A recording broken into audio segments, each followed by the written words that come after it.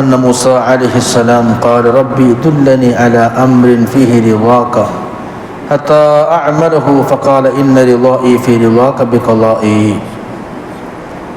അള്ളാഹുവിൻ്റെ അടിമകളായ നമ്മൾ അള്ളാഹുവിൻ്റെ ഇഷ്ടം നമുക്ക് കിട്ടി എന്നറിയുന്ന എന്തെങ്കിലും തെളിവുകളും ലക്ഷണങ്ങളും അടയാളങ്ങളും നമുക്ക് മനസ്സിലാക്കാൻ കഴിയണം. നമ്മൾ നിസ്കരിക്കുന്നുണ്ട്, ഇബാദത്ത് ചെയ്യുന്നുണ്ട്, അള്ളാഹു താലാക്ക് വേണ്ടി ആരാധനകളൊക്കെ അനുഷ്ഠിക്കുന്നുണ്ട്. പക്ഷേ അള്ളാഹ്ക്ക് നമ്മളോട് ഇഷ്ടം ഉണ്ടായിട്ടുണ്ടോ എന്നറിയണമെങ്കിൽ ഒരു ചെറിയ ടെസ്റ്റ്, ഒരു പരീക്ഷണം നമ്മൾ നടത്തുക. അള്ളാഹുവിന് എന്നോട് ഇഷ്ടമുണ്ടോ, അള്ളാഹുവിൻ്റെ തൃപ്തിയും പൊരുത്തവും എനിക്കുണ്ടോ എന്ന് ബോധ്യപ്പെടണമെങ്കിൽ അത് ചെറിയൊരു ടെസ്റ്റ് ഉണ്ട്. അതെന്താ? അത് മൂസാ നബി അലൈഹി സ്വലാം അള്ളാഹുവിനോട് ചോദിച്ചു, റബ്ബി ദുല്ലനി അല അംരിൻ ഫീഹി റിളാക, പഠിച്ചോനെ നിനക്ക് തൃപ്തിയുള്ള, എന്നോട് വലിയ ഇഷ്ടവും പൊരുത്തവും തൃപ്തിയൊക്കെ ഉള്ള ഒരു കാര്യം ഒന്ന് അറിയിച്ചുകൊണ്ടാണ്. അപ്പോൾ അള്ളാഹു തആല പറയുന്നുണ്ട്, അതായത് ഇന്ന റിളാഇ ഫി റിളാക ബി ഖളാഇ, ഞാൻ ഒരടിമയെ ഇഷ്ടപ്പെട്ടിട്ടുണ്ടോ എന്നറിയണമെങ്കിൽ എൻ്റെ ഖളാഇൽ അവൻ ഇഷ്ടപ്പെട്ടിട്ടുണ്ടോ എന്ന് നോക്കിയാൽ മതി. എൻ്റെ ഖളാഇൽ റിളാ ഉണ്ടെങ്കിൽ എൻ്റെ റിളാ അവനോടുണ്ട് എന്നർത്ഥം. ഇന്ന റിളാഇ, തീർച്ചയായും എൻ്റെ തൃപ്തി, ഞാൻ എൻ്റെ ഒരു അടിമയെ ഇഷ്ടപ്പെടൽ തൃപ്തിപ്പെടൽ എപ്പോഴാണ്? ഫി റിളാക ബി ഖളാഇ, മൂസാ നബിയോട് പറയാൻ എൻ്റെ ഖളാഇൽ നിങ്ങൾക്ക് തൃപ്തി ഉണ്ടെങ്കിൽ ഓക്കെ. അതായത് അള്ളാഹു എന്ത് വിധിച്ചാലും അള്ളാഹുവിൻ്റെ ഖളാ എങ്ങനെയാണോ അതിൽ പരിഭവങ്ങളില്ലാതെ, പരാധീനതകളും അതിൽ വിഷമങ്ങളും ഇല്ലാതെ അതിൽ തൃപ്തിപ്പെടുന്നൊരു മാനസികാവസ്ഥയിലേക്ക് നമ്മുടെ ഈമാൻ ഉയർന്നിട്ടുണ്ടെങ്കിൽ അള്ളാഹു നമ്മൾ തൃപ്തിപ്പെട്ടു എന്നതിൻ്റെ അടയാളമാണ്. ഒരുപാട് ആരാധനാ കർമ്മങ്ങൾ നമുക്കുണ്ട്, ഒരുപാട് സ്വതക്കുകളും സൽക്കർമ്മങ്ങളും നമുക്കുണ്ട്, എല്ലാം ഉണ്ടെങ്കിലും അള്ളാഹുവിൻ്റെ ഒരു വിധി വന്നപ്പോൾ, അള്ളാഹുവിൻ്റെ വിധിയായിരുന്നു നമുക്ക് വേണ്ടപ്പെട്ട ഒരാൾ, ഉമ്മ ബാപ്പ വേണ്ടപ്പെട്ട ഒരാൾ മരിക്കുക നിൽക്കുക, അല്ലെങ്കിൽ നമുക്ക് എന്തെങ്കിലും ഒരു അസുഖം, അല്ലെങ്കിൽ എന്തെങ്കിലും ഒരു നമ്മൾ വിചാരിച്ച സംഖ്യ നടക്കാതെ പോവുക, കച്ചവടം പരാജയപ്പെടലോ എന്തോ ആവട്ടെ, അള്ളാഹിൻ്റെ കലാം.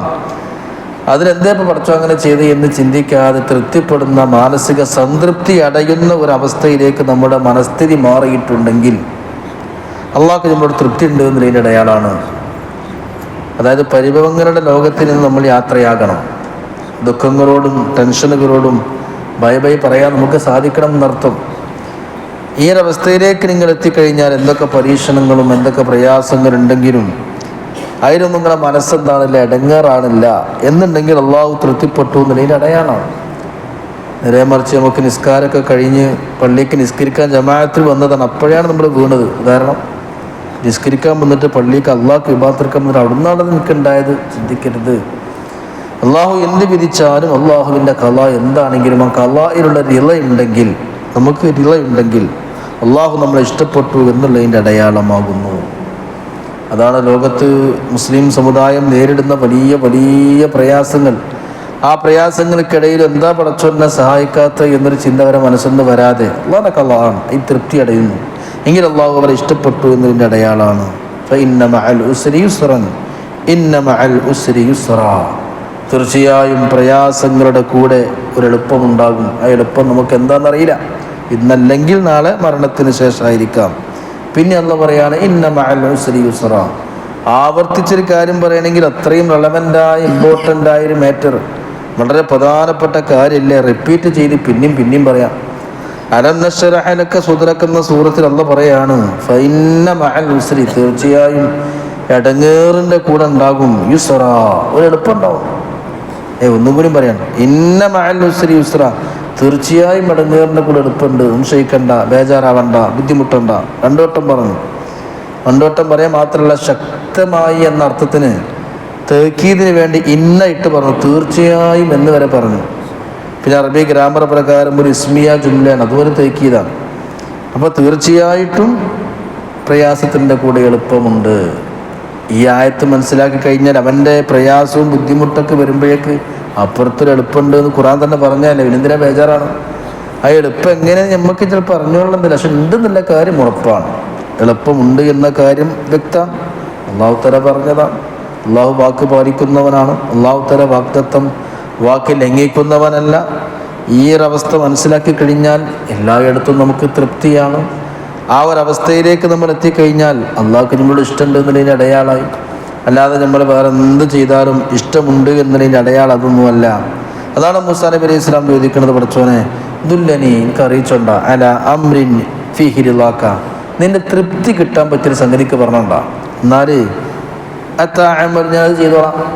നിന്റെ തൃപ്തി, നിന്റെ ലവ്, നിന്റെ ഇഷ്ടം, സ്നേഹം, അത് കിട്ടാൻ പറ്റിയ സംഗതി എന്താ? മൂസാഹ് കിട്ടണമെങ്കിൽ എൻ്റെ കലാവിൽ തൃപ്തി ഉണ്ടോ അത് കിട്ടും. എൻ്റെ കലാവ് എന്താണെങ്കിലും ഇഷ്ടപ്പെട്ടാലും ഇഷ്ടപ്പെട്ടില്ലെങ്കിലും അതിൽ റിള, തൃപ്തിയുണ്ടോ, എൻ്റെ റിള ഉണ്ടെന്നല്ലേ അതിന് മനസ്സിലാക്കിക്കോ എന്ന് അള്ളാഹു തആല പറഞ്ഞു കൊടുക്കുകയാണ്. സമാനമായി നമ്മൾ ചിന്തിക്കേണ്ടത് ഹദീസിൽ കാണാം. ഒരിക്കൽ ഹബീബായ റസൂലുള്ളാഹി സ്വല്ലല്ലാഹു അലൈഹി വസല്ലം സ്വഹാബത്തിനോട് പറഞ്ഞു കൊടുക്കുകയാണ്, സ്വഹാബത്തെ, മാ മിൻകും മിൻ ഇംറഅത്തിൻ തഖദ്ദമ സലാസത്തുൻ മിനൽ വലദി ഇല്ലാ കാനൂ ലഹാ ഹിജാബൻ മിനൻ നാർ. 3 കുട്ടികൾ മരിച്ചു പോയാൽ ആ അമ്മയും ബാപ്പയും ഉറപ്പായിട്ടും സ്വർഗത്തിലാണ്. 3 കുട്ടികൾ മരിച്ചുപോയ അമ്മയും ബാപ്പയും, ആ 3 കുട്ടികൾ മരിച്ചു പോയിട്ടുണ്ടെങ്കിൽ അവർക്ക്, ആ കുട്ടികൾ മാതാപിതാക്കൾക്ക് നരകത്തെ തൊട്ടുള്ള കവചമാവും, കോട്ടയാകും, ഒരിക്കലും നരകത്ത് കിടക്കൂല. ഇല്ലാ കാനുല ഹിജാബൻ മിനൻ നാർ.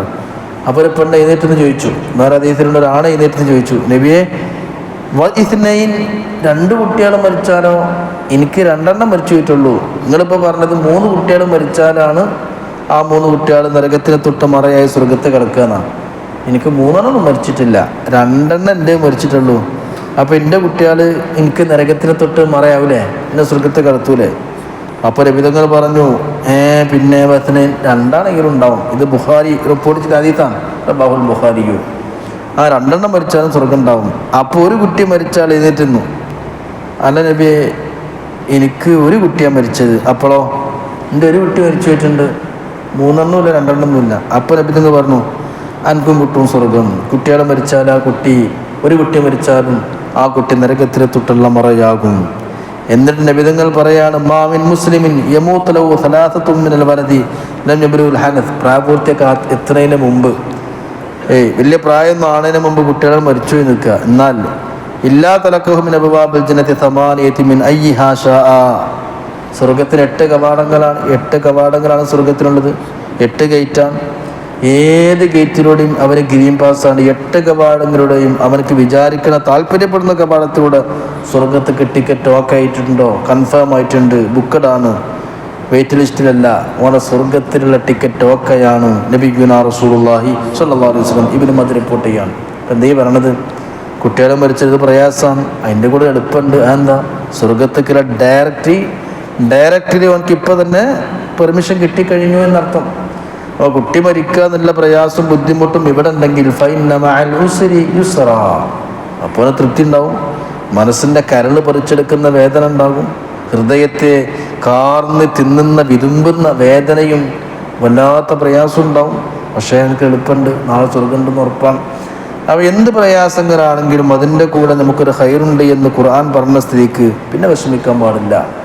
ഇപ്പോൾ നമ്മൾ നിസ്കരിക്കാൻ വരുന്നു, ജമാഅത്തിന് പങ്കെടുക്കുന്നു, പിന്നെ ഖുർആൻ ഓതുന്നു, ദിക്ർ ചൊല്ലുന്നു, ഒക്കെയാണെങ്കിലും, പ്രത്യേകിച്ച് നമ്മുടെ സഹോദരിമാർക്ക് ആരാധനകളൊക്കെ ഉണ്ടെങ്കിലും അള്ളാഹുവിനുള്ള തവക്കുൽ കുറഞ്ഞു വരുന്ന ഒരു കാലഘട്ടമാണ്. തവക്കുൽ കുറഞ്ഞുതരാണ്. മുഅ്മിനീൻ്റെ അടയാളം തന്നെ തവക്കുലാണ്. തവക്കുൽ എന്ന് പറഞ്ഞത് ഉണ്ടാവേണ്ട സംഗതിയാണ്. പ്രാക്ടിക്കലാകുക, നമ്മൾ കേൾക്കുക, തിയറി അല്ല പഠിക്കേണ്ടത്. അപ്പോൾ എന്താണെങ്കിലും അള്ളാഹുവിൽ ബലമേൽപ്പിക്കുക എന്നർത്ഥം. മൂസാ നബിയോട് പടച്ചോൻ പറഞ്ഞത് അങ്ങനെ തന്നെയാണ്. എൻ്റെ തൃപ്തിയും പൊരുത്തവും കിട്ടണമെന്നുണ്ടെങ്കിൽ എൻ്റെ ഖളായിൽ തൃപ്തിപ്പെടുക. അപ്പോൾ നമ്മൾ ആ ഒരു അവസ്ഥയ്ക്ക് നമ്മുടെ മനസ്സിനെ പാകപ്പെടുത്തുക. മറ്റൊരാളല്ല നിയന്ത്രിക്കുക, നമ്മുടെ മനസ്സിനെ നമുക്ക് തന്നെ നിയന്ത്രിക്കാൻ സാധിക്കണം. അള്ളാഹുവിനോട് ചോദിച്ചു വാങ്ങി നമ്മൾ ആ അവസ്ഥയിലേക്ക് നമ്മുടെ കൽബിനെ കൊണ്ടുവരണം, നമ്മുടെ മനസ്സിനെ മാറ്റിയെടുക്കണം. അങ്ങനെയാകുമ്പോൾ അള്ളാഹുവിൻ്റെ കൂടെയുള്ള സഞ്ചാരമായിരിക്കും. പിന്നെ 2 സംഗതിയില്ല, എന്തിനും ഓക്കെ. പരിഭവങ്ങളില്ലാത്ത ലോകത്തിലൂടെ സഞ്ചരിക്കുമ്പോൾ അതിനാണ് ഒരു ആത്മീയ സംതൃപ്തി നമുക്കുണ്ടാവുക. അതാണ് നബിതങ്ങൾ പറഞ്ഞത്, ദാഖത്തു അമൽ ഈമാൻ, ഈമാൻ്റെ രുചിച്ചു എന്നൊക്കെ. പിന്നെ അതിനെപ്പറ്റിയാണ് ഹബീബ് നമ്മളോട് പറഞ്ഞിരിക്കുന്നത്. ഹബീബായ മുത്ത് നബിതങ്ങൾ പഠിപ്പിക്കുന്നുണ്ട്, നിങ്ങൾക്ക് ഈമാൻ്റെ രുചി അറിയണമെങ്കിൽ ദാഖത്തു അമൽ ഈമാൻ, ഈമാൻ്റെ രുചി അനുഭവിക്കും ആര്? മൻ റളിയ ബില്ലാഹി റബ്ബ, അള്ളാഹുവിനെ റബ്ബായിട്ട് തൃപ്തിപ്പെടുക. റബ്ബായിട്ട് തൃപ്തിപ്പെടാൻ അള്ളാഹു എന്ന കാര്യങ്ങളൊക്കെ ചെയ്യണം, നിയന്ത്രിക്കണം, അതിൽ തൃപ്തിപ്പെടുക എന്നർത്ഥം. എന്താണെങ്കിലും ഒക്കെ തൃപ്തിപ്പെടുക. എന്ത് കൊണക്കേടും കേടും അസുഖവും പ്രയാസമാണെങ്കിൽ തൃപ്തിപ്പെടുന്നാൽ ഈമാന് രുചി ഉണ്ടാവും. നമ്മൾ ഇന്നലെ ജുമാക്ക് പറഞ്ഞില്ലേ, രുചി വേണം. ബോധം കെട്ടാലും ഭക്ഷണം കൊടുക്കണം. സുഖല്ല കിടക്കുകയാണെങ്കിൽ ഫുഡ് കൊടുക്കും, പക്ഷെ ആ ഫുഡിന് രുചി ഉണ്ടാവില്ല. എന്നാൽ എപ്പോൾ നമ്മൾ കഴിക്കണ ഫുഡിന് നല്ല രുചി ഉണ്ടാവും. ബോധമില്ലെങ്കിൽ രുചി ഉണ്ടാവില്ല, പള്ളങ്ങളെന്നറിയ ഇത്രയേ ഉള്ളൂ. അപ്പോൾ നമുക്ക് ഈ ഇബാദത്തുകൾക്ക് രുചി ഉണ്ടാകണമെങ്കിൽ ഈ ഒരു ആത്മസംതൃപ്തിയിലേക്ക് എത്തണം. അതെപ്പോഴാണ്? അള്ളാഹുവിൻ്റെ ഖലാകളിൽ തൃപ്തിപ്പെടുക എന്ന അവസ്ഥക്ക് ഉണ്ടാവണം. അള്ളാഹു ആ മുത്തവക്കീങ്ങളിൽ നമ്മൾ ഉൾപ്പെടുത്തി അനുഗ്രഹിക്കുമാറാവട്ടെ. ആമീൻ യാ റബ്ബൽ ആലമീൻ. അസ്സലാമു അലൈക്കും വറഹ്മത്തുള്ളാഹി.